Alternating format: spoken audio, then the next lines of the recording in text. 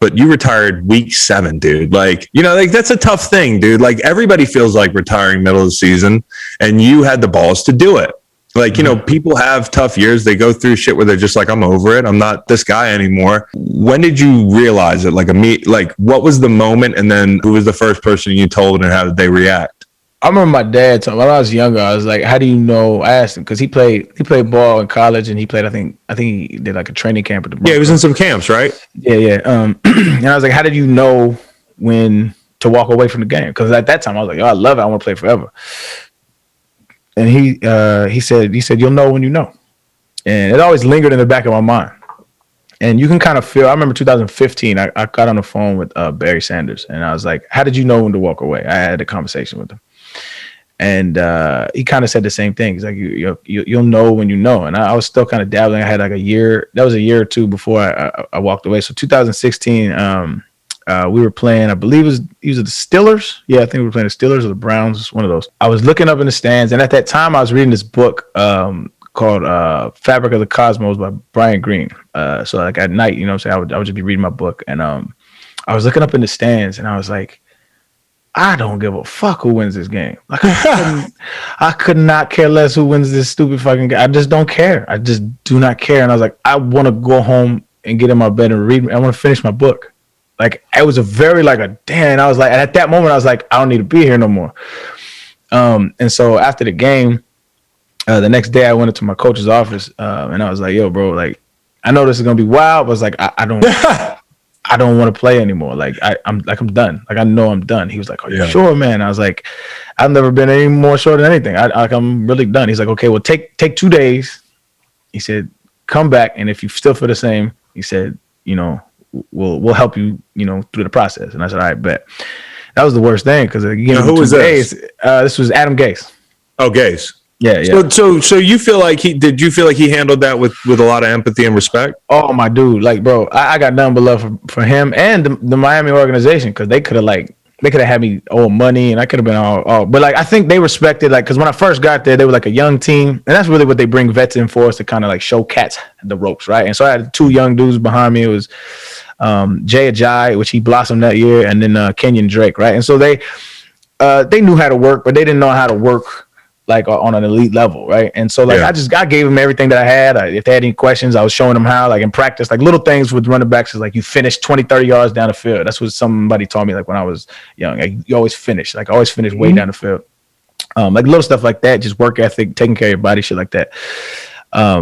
And I gave them what I had, but I think they respected what I brought. Like I brought like a certain amount of like competition, like shit talking against the defense. It was like that kind of brings, you know, camaraderie, you know, to your team. And that year that team went to the playoffs. It was like a really good unit. But we played you guys. I was in New England. We played you guys in like the opener in one of those games at Gillette. Oh no, that's right. Yeah, that was a month before you retired, basically, and you had Drake and.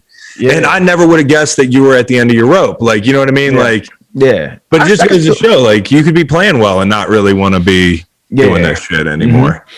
Yep. And so so I went to him and then the 2 days passed and I walked up and I was like, I don't play a position that's like you can kind of coast on. Like, I feel like you can coast on some positions, but like this is like I could hurt myself or I could hurt somebody else really bad if my heart isn't in it. And that's just not something I'm willing to do. And so I told him, I respect the opportunity y'all gave me and everything, but it's like my heart's just not in this anymore, man. And I respect y'all too much because y'all got something good brewing here, and I respect the game too much. I love what the game has given me to just come at it half-assed. And I gave my life to this game. I've been playing since I was 7 years old, and my heart's not in it anymore. I didn't have the love for the grind. I don't want to wake up at 4 a.m, 5 a.m, and sit in the ice tub, or I just didn't have it in me anymore, man. I wanted to go read a book, and once that superseded my love for the game, it was like I knew it was time to walk away. How was the book? Did it finish well? It was a great book, man. Actually, Here's the thing, man. Like you can't decide to want it. Like, and like your pop said, I just feel like there's a day you wake up and you're like, I still want it, but I'm cheating the game if I don't want it bad enough to kill myself to win like I used to. And like, it's just really easy to know where that is, but it's really hard to forecast when it's coming, which is the hard thing. We want to plan. We want to say like, oh, I'll be done here. Like I want to finish next year, but it's a really hard thing, because it just kind of pops up on you, Everybody wants to finish Super Bowl champion, MVP, right off into the sunset. But it's like, nah, man, life ain't like that. Well, football especially is not like that. I mean, like football, and another thing is coaches always tell you, if you don't want to be here, get the fuck out. Well, you got the fuck out. So, and no teammates gave you shit. Not to my face. It got back to you?